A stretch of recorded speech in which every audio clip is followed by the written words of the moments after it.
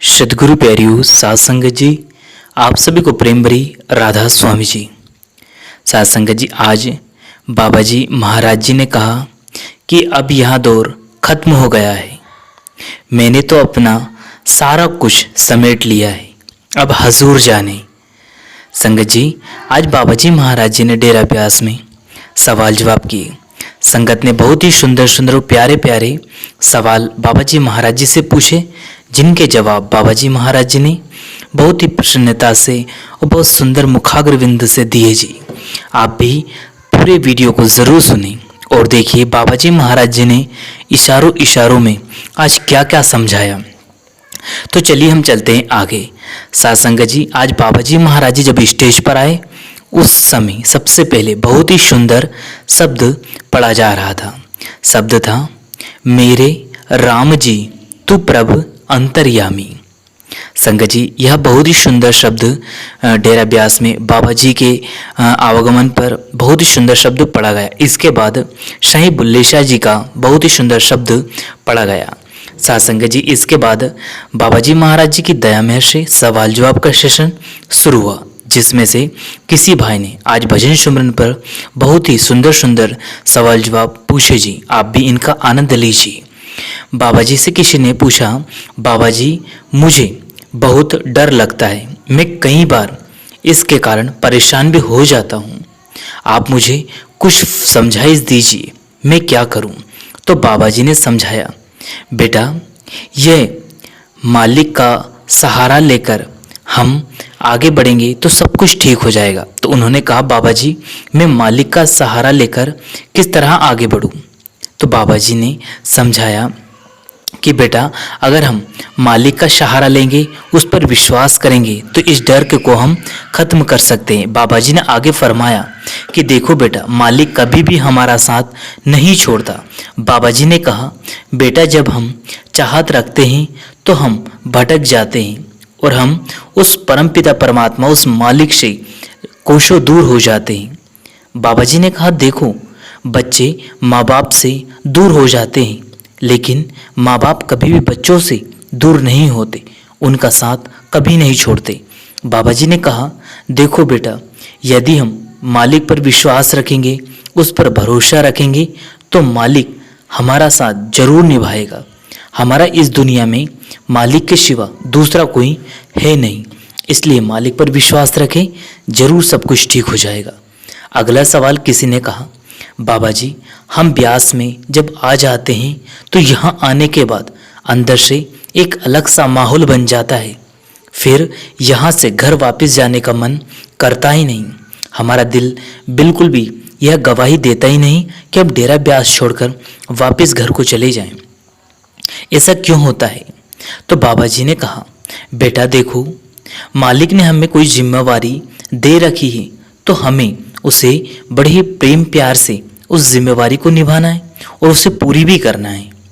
बाबा जी ने उन्हें समझाते हुए कहा, बेटा मालिक ने जिसे भी जहाँ जन्म दिया है उसे कुछ कर्मों के कारण ही वह जन्म दिया है। हमें मालिक के हुक्म में रहना है और जो हमें मालिक ने हमें कोई उद्देश्य के लिए जन्म दिया है उसकी कद्र करनी है और उसे बहुत ही प्रेम प्यार से निभाना है। इसलिए आप जब तक यहाँ रहें बहुत ही प्रेम प्यार से सेवा करें, लेकिन अपनी जिम्मेवारियों को ना भूलें।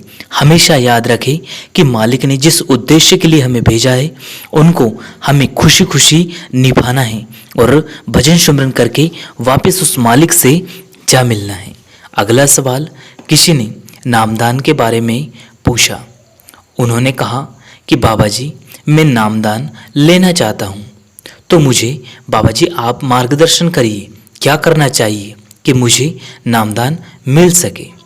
बाबा जी ने फरमाया, देखो बेटा जो इंसान है ना वह हमेशा यह सोचता है कि मैं अपने आप को ठीक कर लूँ फिर नामदान लूँगा।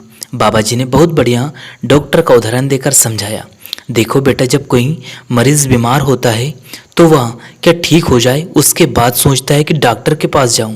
जब वह ठीक ही हो गया तो फिर डॉक्टर के पास जाने के लिए क्यों वह जाएगा, उसके पास क्या ही लोड रह गई। तो जब वह ठीक हो गया तो फिर डॉक्टर के पास नहीं जाएगा। तो बेटा देखिए, बाबा जी ने समझाया कि जब नामदान मिल जाएगा तभी हमारे कर्म खत्म होंगे। बाबा जी ने समझाया जो हमने नामदान ही नहीं लिया तो फिर कर्मों का ये सिलसिला हमेशा चलता रहेगा। कर्मों से हम कैसे छुटकारा दिला पाएंगे।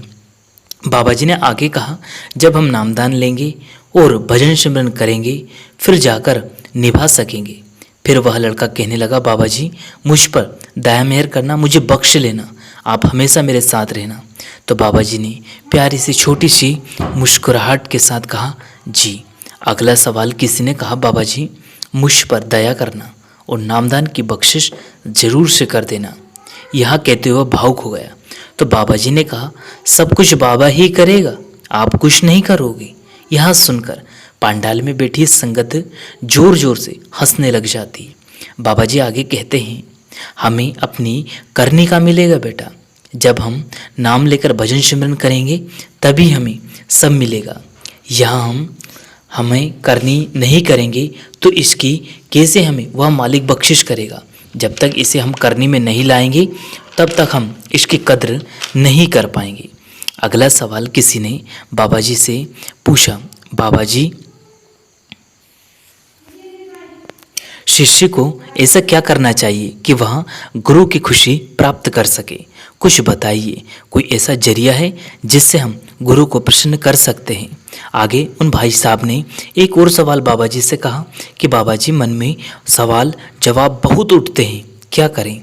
तो बाबा जी ने समझाया, बेटा जब हमारा मन हमारे वश में नहीं रहता, हम पर हावी हो जाता है तो फिर मन में सवाल जवाब आने शुरू हो जाते हैं। यह लाजमी है बेटा। जब हम उस मालिक पर भरोसा करेंगे, उस पर विश्वास रखेंगे तो वह हमें इस भवसागर से पार कर देगा। बाबा जी ने कहा हमें हमेशा मालिक के हुक्म में रहना है और उस पर विश्वास करना है। वह जब भी करेगा ठीक ही करेगा। आगे उन्होंने समझाया, बेटा गुरु को खुश करने का एक ही जरिया है, वह है भजन सिमरन। जब उस मालिक की भजन बंदगी करेंगे तो वह मालिक आपे आप हमें इतना देगा कि हम उस मालिक को खुश करेंगे, उस स्वयं भी खुश रहेंगे। बस कहीं अगर ज़रूरत है तो कद्र करने की, जितना हम कद्र करेंगे, भजन सिमरन करेंगे, वह मालिक अपनी दात उतनी ही ज़्यादा हम पर बख्शता रहेगा।